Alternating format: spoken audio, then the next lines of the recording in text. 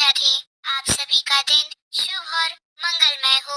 आप सभी पर सूर्य भगवान की कृपा सदा सर्वदा बनी रहे। रविवार का दिन सूर्य देवता को समर्पित होता है।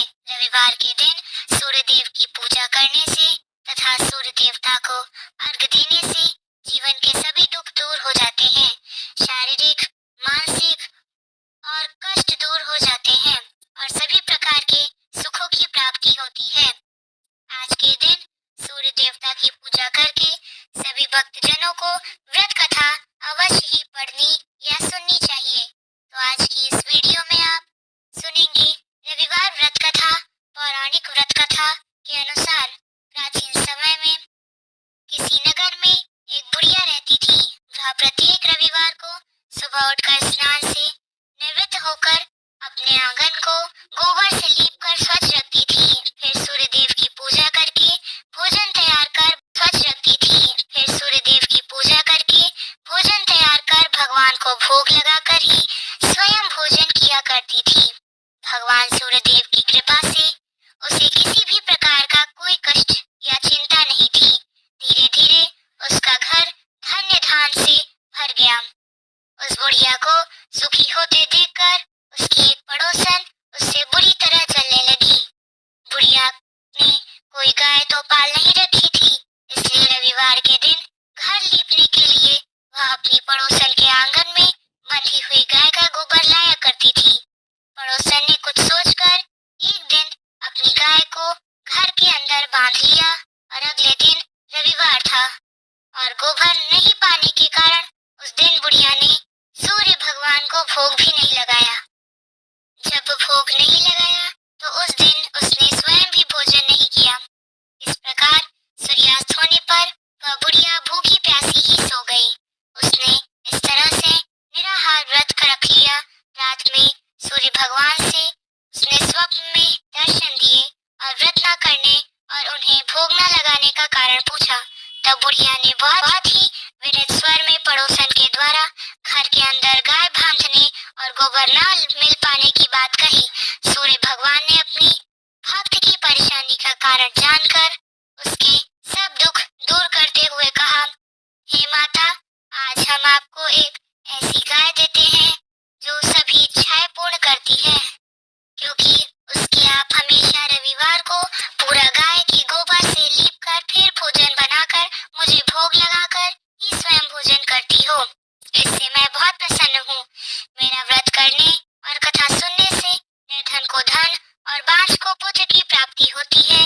स्वप्न में उस बुढ़िया को ऐसा वरदान देकर भगवान सूर्य अंतर्ध्यान हो गए।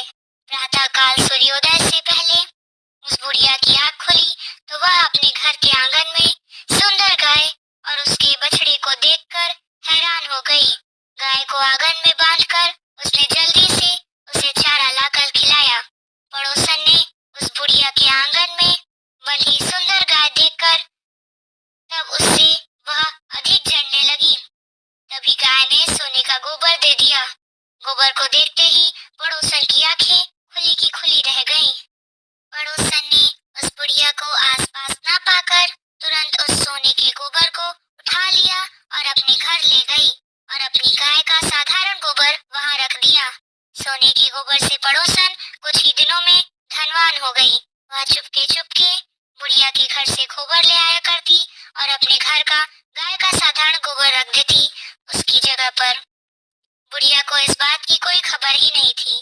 गाय प्रतिदिन सूर्योदय से पहले सोने का गोबर किया करती थी और बुढ़िया के उठने से पहले ही वह चालाक पड़ोसन उस गोबर को उठाकर ले जाती थी। बहुत दिनों तक तो बुढ़िया को सोने के गोबर के बारे में कुछ पता ही नहीं था। बुढ़िया पहले की तरह हर रविवार को सूर्य भगवान का व्रत करती रहती और कथा सुनती रही।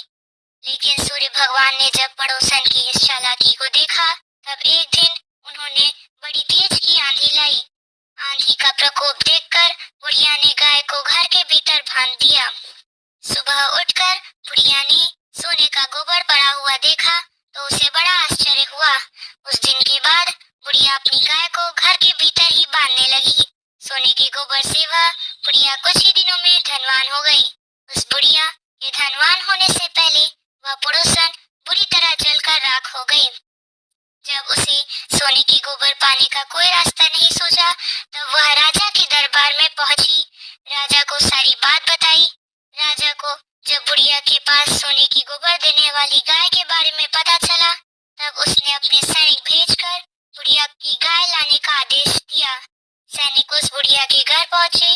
उस समय बुढ़िया सूर्य भगवान को भोग लगाकर स्वयं भोजन ग्रहण करने ही वाली थी।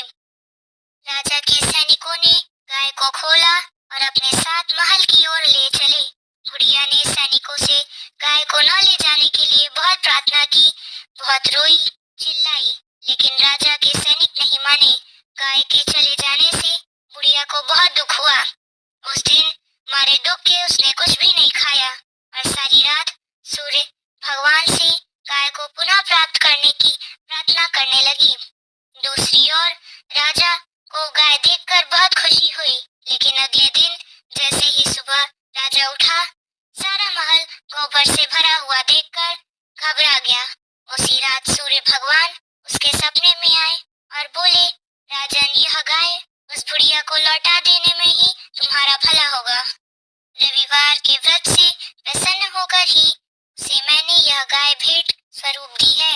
सुबह होते ही राजा ने उस बुढ़िया को महल में बुलाकर बहुत से धन के साथ सम्मान सहित गाय लौटा दी और अपनी आन सहित गाय लौटा दी और अपनी इस गलती के लिए क्षमा भी मांगी। इसके बाद राजा ने पड़ोसन को दंड दिया। इतना करने के बाद राजा के महल से गंदगी दूर हो गई और उसी दिन राज्य में राजा ने घोषणा कराई कि सभी स्त्री पुरुष रविवार का व्रत किए करेंगे। रविवार का व्रत करने से सभी लोगों के घर धन धान्य से भरे चारों ओर खुशहाली छा जाएगी। जिससे शारीरिक कष्ट था उनके भी सभी शारीरिक कष्ट दूर हो जाएंगे। इस प्रकार समस्त नगर को सूर्य देव की कृपा प्राप्त हो गई। इसलिए हर रविवार के दिन जो भी भक्त सच्चे मन से सूर्य देवता की पूजा करके उपवास रखता है और इस कथा को पढ़ता है या दूसरों को सुनाता है, सूर्य देव की कृपा से उनके सभी कष्ट दूर हो जाते हैं। यदि व्रत न कर रख पाए तो भी सुबह सूर्य देव को अर्घ्य देकर सूर्य देव की पूजा करके इस कथा को अवश्य ही पढ़ना और सुनना चाहिए। सबसे अंत में प्रेम से जयकारा बोलना चाहिए। बोलिए सूर्य भगवान की जय। अब आइए श्रवण करते हैं सूर्य देव की दूसरी कथा, जिससे सुनने मात्र से ही घर में सुख समृद्धि का वास होता है और सभी मनोकामना की पूर्ति होती है। देवलोक के शिल्पकार विश्वक की एक पुत्री थी जिनका नाम था संज्ञा। वह दिन भर तपती धूप में खेला करती थी। सूर्य की तेज किरणों का जैसा उस पर कोई असर नहीं होता था। संज्ञा जब बड़ी हुई तब एक दिन विश्वकर्मा और उनकी पत्नी ने संज्ञा को बड़े मुग्ध भाव से सूर्य को निहारते देखा। यह देख विश्वकर्मा बोले, देवी, ऐसा लगता है हमारी बेटी सूर्य पर मोहित हो गई है। देख रही हो कितने मुग्ध भाव से सूर्य की ओर देखे जा रही है। मुझे भी ऐसा लगता है स्वामी, विश्वकर्मा की पत्नी ने कहा। सूर्य के सौंदर्य के प्रति संज्ञा का आकर्षण उसकी आयु के साथ बढ़ता ही गया। एक दिन विश्वकर्मा उसे अपने साथ हाथी पर बैठाकर सैर को निकले। अपनी पुत्री को सूर्य की ओर निहारते देख उन्होंने पूछ लिया, बेटी, अब तुम छोटी नहीं रही, सोचता हूँ जल्द ही तुम्हारा विवाह कर दूं। बताओ किस देव को तुम चाहती हो? पिताजी, आकाश में सूर्य से बढ़कर कोई तेजस्वी नहीं है, संज्ञा ने उत्तर दिया। ठीक है, हम सूर्य के साथ ही तुम्हारा विवाह करा देंगे, विश्वकर्मा बोले और अपनी पुत्री को लेकर सूर्य के पास पहुंचे। उन्होंने अपनी पुत्री की इच्छा सूर्य देव को बताई तो उन्होंने प्रस्ताव सहज स्वीकार कर लिया। बोले, आपकी पुत्री मेरे साथ विवाह करना चाहती है, यह मेरे लिए सौभाग्य की बात है, पर इससे यह तो पूछ लो कि क्या यह मेरा ताप भी सहन कर पाएगी। विश्वकर्मा संज्ञा को एक ओर ले गए और उससे पूछा, सूर्य देव का उत्तर तुमने सुन लिया? बेटी, अब बताओ, सहन कर लोगी हर ऋतु में उनका तप? हाँ पिताजी, संज्ञा ने बड़ी विश्वास के साथ कहा। कुछ ही दिनों बाद संज्ञा का विवाह सूर्य देव के साथ हो गया। संज्ञा सूर्यदेव के साथ उनके लोक चली गई। पति के साथ संज्ञा का दिन सुखपूर्वक बीतने लगा। फिर उनके यहाँ एक पुत्र पैदा हुआ जिसका नाम रखा गया मुनिक ऋषि। मुनि बालक को आशीर्वाद देने आए। यह बालक ज्ञानियों में भी ज्ञानी होगा। ऋषियों ने भविष्यवाणी की। आशीर्वाद सच निकला। जब वह कुछ बड़ा हुआ तो ऋषि मुनियों ने शिक्षा ग्रहण करने लगा। सूर्यदेव और संज्ञा को अपने बेटे पर गर्व था। वे बहुत ही प्रेम से अपने बेटे का लालन पालन करते थे। अचानक एक बार ग्रीष्म ऋतु में सूर्य की किरणें बहुत ही प्रखर हो गईं। उनका तेज अपनी चरम सीमा पर जा पहुंचा। संज्ञा की चमड़ी झुलसने लगी। सूर्यदेव ने उसे अपने पास बुलाया तो वह अपनी आंखों पर हाथ रखकर उनके पास पहुंची। सूर्यदेव बोले, संज्ञा मेरी ओर देखो, तुमने अपनी आंखें क्यों ढक ली है? नेत्र खोलो और मेरी ओर देखो, मैं तुम्हारा पति हूँ। स्वामी, आपके तप से मेरी आंखें खुल नहीं पा रही हैं। संज्ञा ने कहा, इसका अर्थ तो हुआ कि तुम मुझे अपने से दूर कर रही हो। विवाह के पूर्व मैंने तुमसे पूछा भी था कि क्या तुम मेरा तप सहन कर पाओगी। तुम्हारी सहमति पाकर ही मैंने तुमसे विवाह करना स्वीकार किया था, लेकिन अब तुम अपने वचन से मुकर रही हो। सूर्यदेव ने कुछ क्रोधित होते हुए कहा, स्वामी, इसमें मेरा कोई दोष नहीं है। संज्ञा बोली, आपका तप इतना प्रखर है कि सूर्यदेव और भी कुपित हो उठे। बोले, सुनो संज्ञा प्राणवायु, परंतु तुमने मेरी ओर से आंखें बंद कर ली। आता तुम्हारा गर्भ से जो बालक उत्पन्न हुआ है वह यम होगा। यम अर्थात मृत्यु का देवता। संज्ञा वहां से भाग जाना चाहती थी, लेकिन बच्चों का मुंह उसे विवश किए हुए था। संज्ञा की एक सास थी, उसका नाम था छाया। वो हूबहू संज्ञा की ही प्रतिलिपि थी। उसने इस विषय में छाया से मदद लेने का निश्चय किया। उसने छाया को बुलाया और अपनी समस्या बताई। सुनकर छाया बोली, मुझे क्या पता क्या करना होगा। तुम संज्ञा बनकर मेरे पति के पास जाओ और उनकी पत्नी और मेरे बच्चों की माँ बनकर वहीं रहो। संज्ञा ने कहा, उन्होंने मुझसे पूछा तो था, तो कहना मैं संज्ञा हूँ, भेद मत खोलना। यह सब मैं करूंगी, लेकिन मेरी एक शर्त है। सूर्यदेव कभी मुझ पर बिगड़े या श्राप देने लगे तो मैं सारा भेद खोल दूंगी। छाया ने कहा, ठीक है। छाया, अब जाओ और मेरे बच्चों को संभालो। तुमने मुझे बहुत ही कठिन काम सौंपा है संज्ञा, फिर भी मैं भरसक प्रयत्न करूंगी। छाया बोली और वहां से चली गई। उसके जाने के बाद संज्ञा सोचने लगी, मैं मायके जाती हूँ, माँ और पिता मुझे देखकर प्रसन्न होंगे। मैं कुछ समय वहां रहूंगी, परंतु पिताजी कहेंगे, स्त्री की शोभा पति के घर रहने में ही है। ऐसे ही विचारों में उलझी वह मायके को चल पड़ी। रास्ते में उसके मस्तिष्क में उलझने लगी। वह सोचने लगी, पिताजी जब मुझे लौट जाने को कहेंगे तब मैं जंगल में चली जाऊंगी। संज्ञा अपने मायके पहुंची। पिता ने उसका बड़ा सत्कार किया। बोले, आओ बेटी, सब कुशल मंगल तो है? नहीं पिताजी, आपने ठीक ही कहा था। ग्रीष्म ऋतु में तो मैं सूर्यदेव का तप सहन न कर सकी। संज्ञा कुछ दिन वहां सुख से रही। एक दिन पिता ने उससे कहा, संज्ञा तुम्हारे आने से बड़ा हर्ष हुआ है, परंतु विवाह हो जाने के बाद स्त्री को मायके में अधिक समय तक नहीं रहना चाहिए। अब तुम अपने पति के घर जाओ और फिर कभी हमसे मिलने आना तो मुझे बहुत प्यारी हो। किंतु पति का घर ही स्त्री का घर होता है, यही मैंने सोचा था। संज्ञा मन ही मन बोली और एक रात चुपचाप पिता का घर छोड़कर जंगल में चली गई। वह सोचने लगी कि मैं सूर्य के सामने नहीं जा सकती, आता घोड़ी बन जाती हूँ, उस रूप में मुझे कोई पहचान नहीं पाएगा। घोड़ी का रूप धारण कर संज्ञा तपस्या करने लगी। सूर्य के ताप की शक्ति को कम करने के लिए उधर छाया ने सूर्य के यहाँ जाकर संज्ञा का स्थान ले लिया। सूर्यदेव ने उसे संज्ञा ही समझा। वे बोले, तुम लौट आई, मेरे यहाँ क्षमा कर दो। स्वामी, मैंने अपनी दुर्बलता को जीत लिया।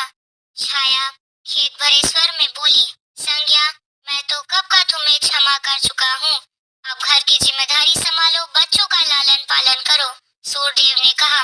छाया ने कक्ष में लेटे दोनों बच्चों पर निगाह डाली और घर की जिम्मेदारियां संभाल कर छाया इस घर में सुखी थी।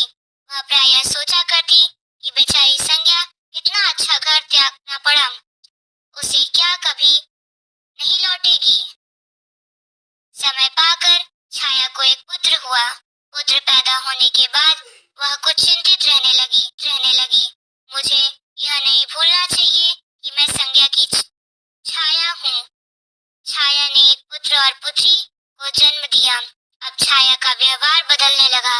वह अपने बच्चों से तो प्यार करती थी, लेकिन संज्ञा के बच्चों को डांटने और उनके साथ दुर्व्यवहार करने लगी।